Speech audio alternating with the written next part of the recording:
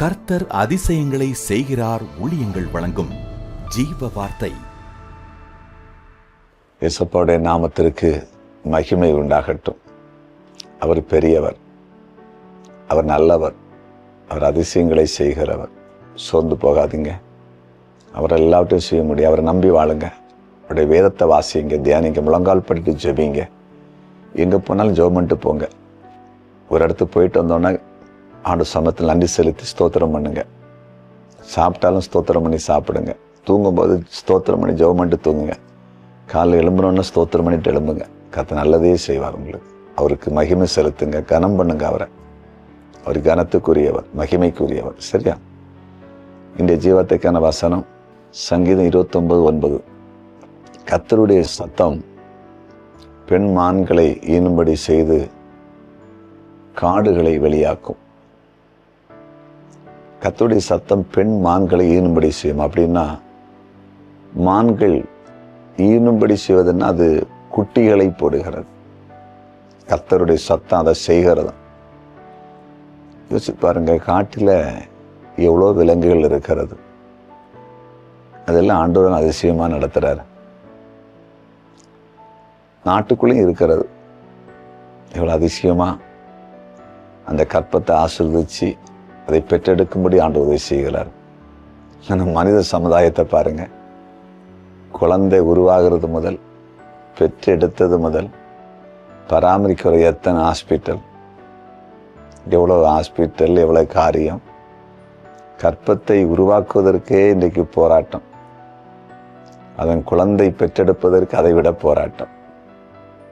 அந்த பைபிள் என்ன சொல்லுகிறது? பெண் மான்களை ஈனும்படி செய்கிற ஆண்டவர், அவருடைய சத்தம். இன்னைக்கு என்ன ஆண்டவர் பேசுகிறாருன்னா, எங்களுக்கு குழந்தை இல்லை, மருத்துவர் சொல்லிட்டாங்க, நீ வாய்ப்பே இல்லை அப்படிலாம் சொல்லிட்டாங்கன்னா பயப்படாதீங்க.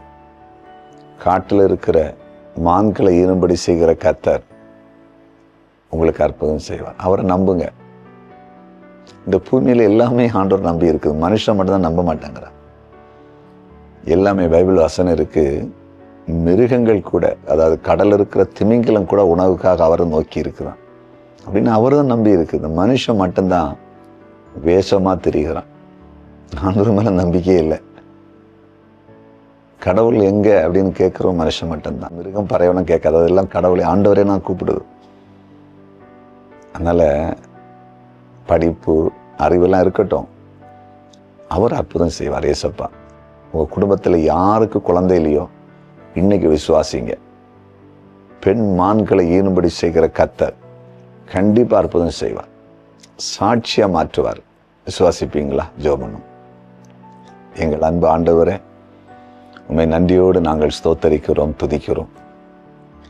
நீர் பேசின வார்த்தைக்காய் நன்றி.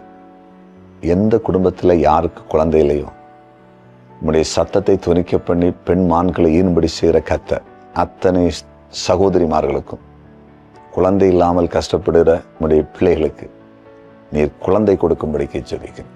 அற்புதமாக குழந்தைகளை பெற்றெடுத்து சாட்சியாய் வாழட்டும். நீர் அப்படி செய்து நன்றி.